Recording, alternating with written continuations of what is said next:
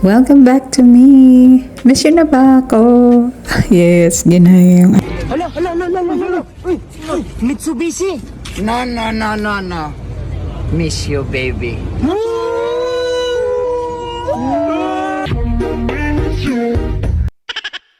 So, alam nyo na, huwag na kayo masyadong mag-expect na hindi ito masyadong funny at so boring.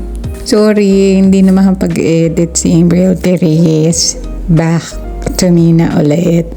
Alam nyo na, kasi nga, busy yung lola mo. So, remember the reason why we put up a... Ano ba? Nabubulol na naman ako. Hindi na siya nakakapagsalita. Oh my gosh. Sandali. So, remember the reason why we put up a poultry farm kasi.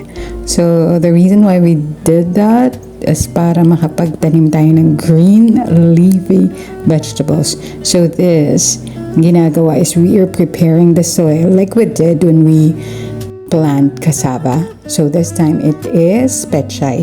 So we're just starting to cultivate the soil. Prior to that, kailangan sunugin yung mga damo na nandyan. Nagdalos na pero kailangan pa rin sunugin daw. And so ang ginawa is pinatag yung mga lahingon. And after nyan, susunugin. So it has been like 1 to 2 weeks or 3 weeks na ata na paulan-ulan, so hindi siya masunog.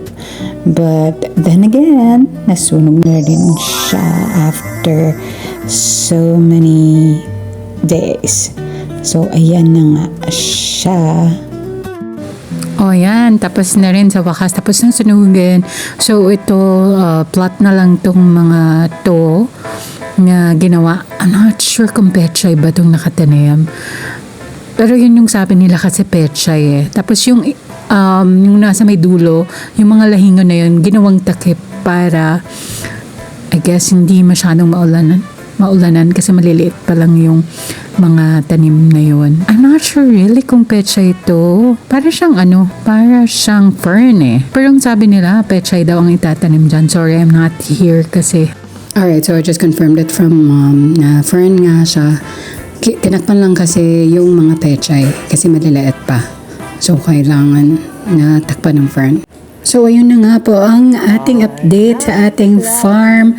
And tatapusin na lang yung pagpa-plot ulit ng mga lupa, pag-cultivate ng soil, and pagtanim ng pechay and hopefully different types of vegetables pa. Para later on, may ma-harvest na.